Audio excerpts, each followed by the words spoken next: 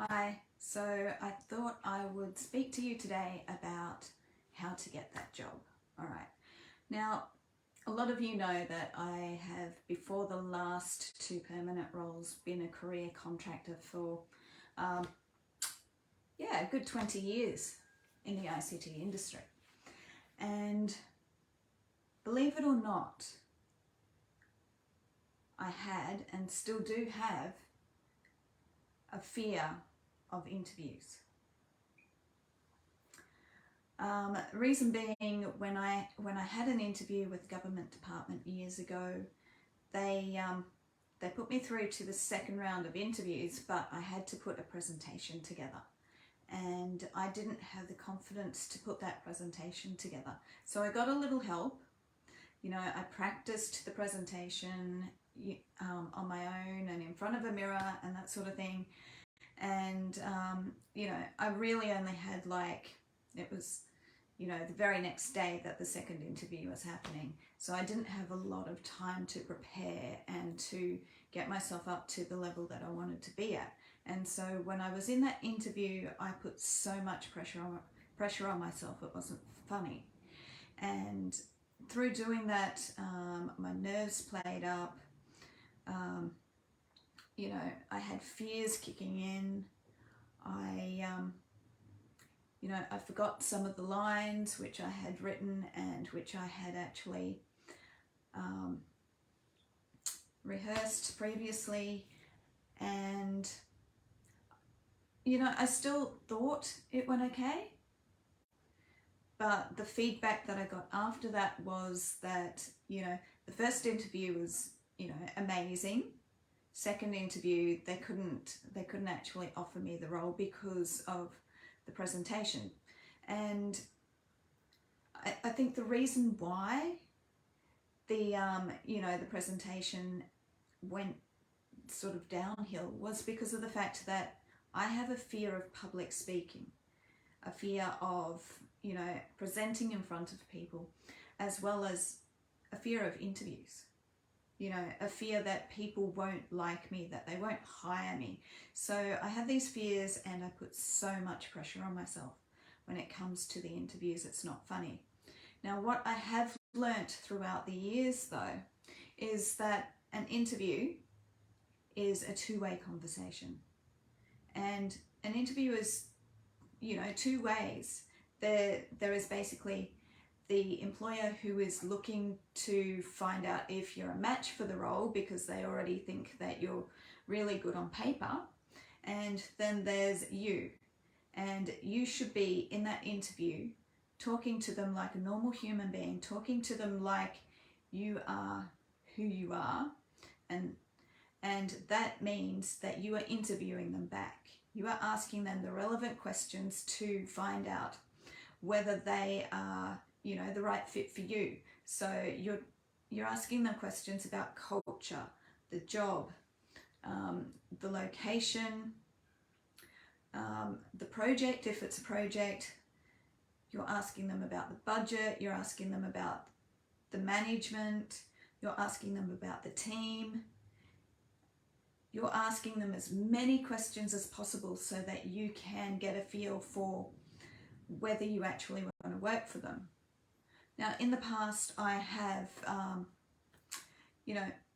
I've taken jobs where, because there was a scarcity of jobs, I've taken jobs and they haven't been a fit. But that doesn't mean that there isn't another company out there that, suits me better, that fits me, that fits me better, because there are millions of companies out there, and you need to realize that it is, if you get bad feedback about an interview, take it on board, but don't take it to heart. So what I mean by taking it on board is basically, well, have a look at the feedback.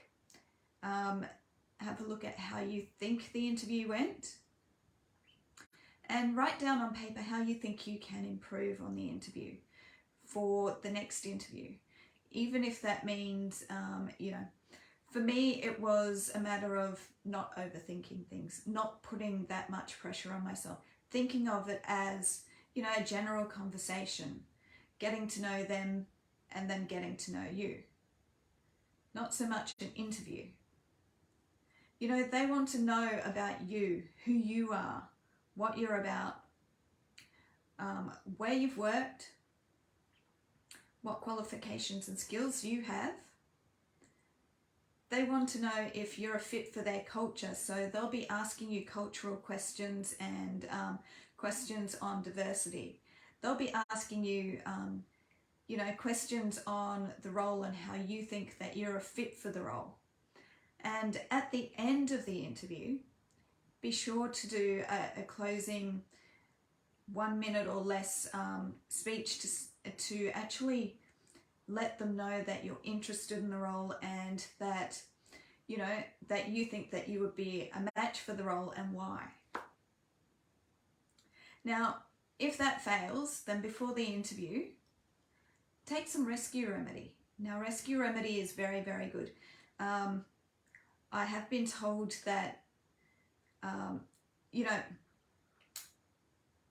jockeys and vets and that sort of stuff actually give rescue remedy to horses before they go out on the track, you know, for a big race.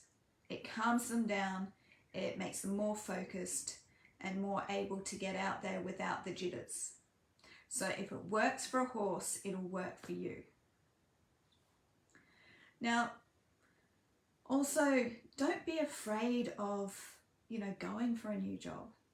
If the role that you're in right now isn't working for you, if it's affecting your health and you can't see the organisation changing, you can't see that the people you're working with are going to change, then perhaps it's best that you go looking for another job. You know, find one that suits you better. But please don't live in fear and stay in a job that, you know, is doing you harm. Step outside your comfort zone. Go for interviews. Be picky about the roles that you apply for and go for interviews with. You know, because at the end of the day, you want to be happy in your job. You don't want to be miserable, and also you don't want to be, you know, like being judged because of, you know, you don't want a manager who judges you because you're not the previous person in the role who they really liked. You don't want a job where people don't understand your role and so they try and push other work onto you thinking that they can get away with it. You know, if people don't understand your role, it's probably because when you went for that interview, you know, the job description that they sent through to you was a generic job description. And so they didn't bother to actually get those that are hiring,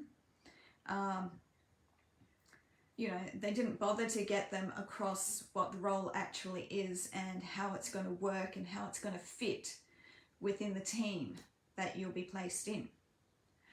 And yes, to a point, you can coach them when you're in there. So think about all of these things. Remember, you have to look after yourself. You have to do what's right for you. So when it comes to job interviews, stop putting so much pressure on yourself. You know, look up the company on the internet. Don't overthink things. Have a whole swag of questions that you want to ask that company about, you know, about the role, the culture, you know, career growth, the team, all of that sort of thing. And go in there really confidently. Go in there and be yourself. Because the last thing that they want is to have an interview with someone who has rehearsed and rehearsed and rehearsed, you know, interviews and rehearsed the responses for the interviews, because what that shows them is, okay, so you're clean cut and polished, but who are you?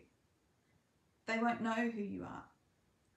They want to know about you. They want to know what motivates you, what drives you, what successes you've had in your life, how you can help the team move forward, you know, what the advantages are of actually hiring you. All right, so think about that when you go for interviews and when you're, you know, when you're feeling stuck in a role. If you're feeling stuck, it's probably time to move on. Thank you.